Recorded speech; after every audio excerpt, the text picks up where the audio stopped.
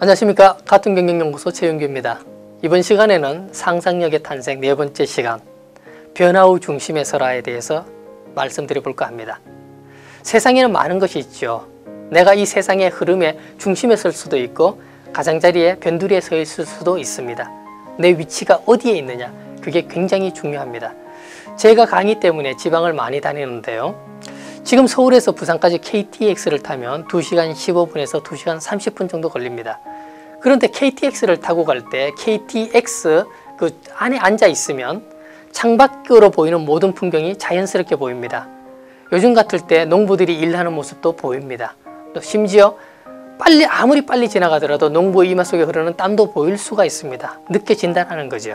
그러나 반대로 농부의 입장에서 한번 바라보겠습니다. 열심히 농사를 짓고 있는데 갑자기 KTX가 쉥 하고 지나갑니다.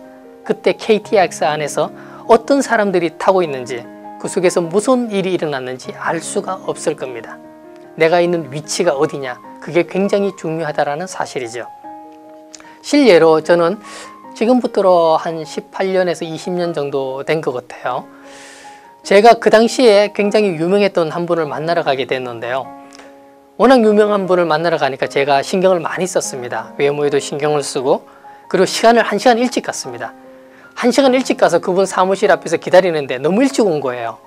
그때 제가 생각을 했습니다. 이왕 일찍 온 것 좀 더 단정하게 만나자, 이발을 하러 가야 되겠다라고 생각을 했습니다. 그렇게 해서 제가 그 건물에 가장 가까이 있는 이발소를 찾아가서 문을 턱 열고 들어갔습니다. 그런데 순간 깜짝 놀랐습니다. 왜냐하면 제가 여태까지 보지 못했던 이발소 풍경이 펼쳐져 있었습니다. 이발소 문을 딱 열었는데 이발소가 커튼이 탁 쳐져 있는 겁니다. 그러더니 한 아주머니께서 나오시더니 갑자기 제 팔을 탁 잡으시면서 저를 막 이렇게 끌고 가시는 거예요. 제일 안쪽으로 가서 커튼을 탁 열고 저를 앉히시더니 바로 그 자리에서 의자를 탁 제끼시고 안마를 막 하기 시작하시는 거였습니다. 제가 깜짝 놀랐습니다. 아주머니 도대체 왜 이러십니까? 저 빨리 이발하고 가서 미팅하러 가야 됩니다. 이발사를 불러주세요 라고 해서 이발사를 불러서 이발을 하게 됐습니다. 그런데 그때 한 20년 전에 제가 이발비로 3만 원을 줬습니다. 여자들 파마비로 15,000원 주던 시대였습니다. 그런데 3만 원을 줬으니까 속도 아프고 짜증도 나고 하지 못한 경험도 하게 되고 기분이 굉장히 나빴습니다.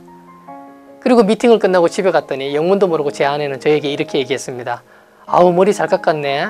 이제 맨날 거기서 이발해 라고 얘기를 하더라고요. 그런데 그때 그 당시에 저와 같은 대한민국에 무수히 많은 남자들이 있었다라는 사실이죠. 자이든 타이든 간에 그 경험을 했었다라는 사실입니다. 자의로 경험한 사람은 할 수 없었지만 타의로 경험한 사람은 기분이 되게 나쁩니다. 그런데 우리는 변화의 바깥에 있었습니다. 그래서 아무 생각을 하지 못했죠. 유일한 한 사람, 정혜진이라는 사람은 이렇게 생각했습니다. 남자들이 갈 곳이 없구나. 그렇다면 남자들이 마음 놓고 갈 수 있는 이발소를 만들어야 되겠다 해서 그 사람이 만든 이발사, 바로 블루클럽입니다. 어떻습니까? 남자들이 마음 놓고 갈 수 있는 남성경력 미용실이 탄생하게 된 계기가 되었다는 사실이죠. 또 한 사례를 예를 들어볼까 합니다.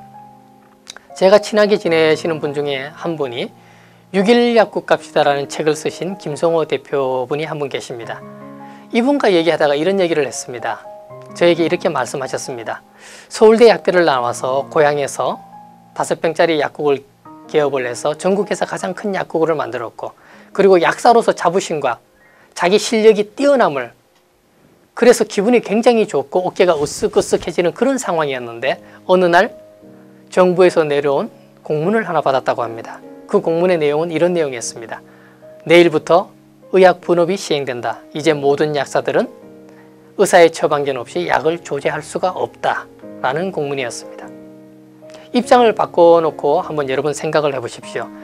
약사가 자기의 능력, 그리고 자기가 지금까지 배운 그 기술과 의학 지식으로 약을 조제를 해야 되는데 자기보다 훨씬 못한 초보 의사가 처방해주는 처방전을 가지고 약을 조제한다. 그럼 어떤 일이 벌어질까요? 심지어 어떤 의사들은 이런 말을 했습니다. 어떤 약사들은 이런 말을 했습니다. 이제 약국에서 돈을 벌려면 약대 갓 졸업한 23살짜리 여자애 들여다 쓰는 게 훨씬 이득이다. 이런 말을 했습니다. 그래서 김성호 대표는 세상이 흐름이 이렇게 격변하게 흐름이 바뀌고 있구나. 그렇다면 나는 뭘 할까? 고민을 하다가 새로운 사업을 뛰어들었고요. 그 사업 중에 하나가 여러분들이 성공한 손준 씨하고 같이 그 사업을 일으켜서 성공시킨 메가스타일이라는 사실을 여러분들이 아실 수 있습니다. 어떻습니까? 변두리에 있지 않고 변화의 중심에 올라탈 때 새로운 세상의 물결의 흐름이 보일 수 있다는 사실이죠. 브렌 페레는 미래 직업에 대해서 이런 얘기를 했습니다. 예술과 이야기와 구성 그리고 유머는 모두 다 훌륭하다. 기계들이 사람이 하는 일을 대신하는 미래에는 모든 예술가들 그리고 향후 미래를 지배할 모든 사람들은 기계로 대처할 수 없는 그런 일을 하는 사람들이 될 것이다 라고 말을 했습니다.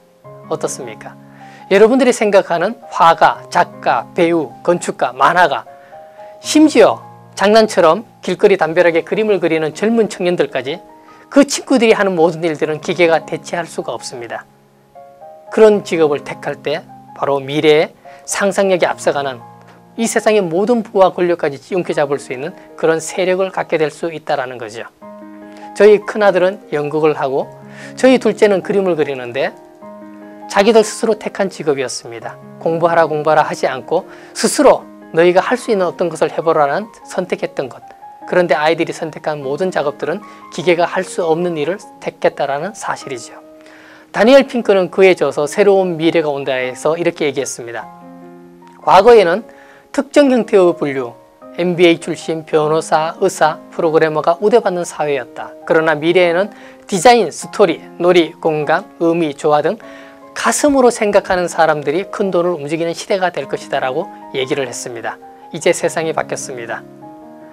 수많은 박사들이 취업을 못해서 놀고 있습니다. 심지어 얼마 전에 뉴스에는 이런 뉴스가 나왔죠. 사법고시를 패스하고 사법연수원을 졸업을 했는데 6급 공무원으로 취직을 했다. 그런 뉴스 보셨을 겁니다.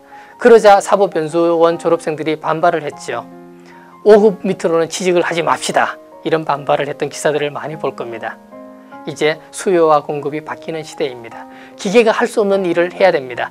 예술가, 발명가, 디자이너, 스토리텔러 그런 일들이 이 시대의 즐거움과 보상을 누리는 직업들이 될 것입니다. 그래서 여러분들 남들이 따라가는 그 길이 아니라 자신의 강점이 무엇인지 발견하고 거기에 집중하는 순간 미래형 인간으로 발전하리라고 생각합니다. 감사합니다.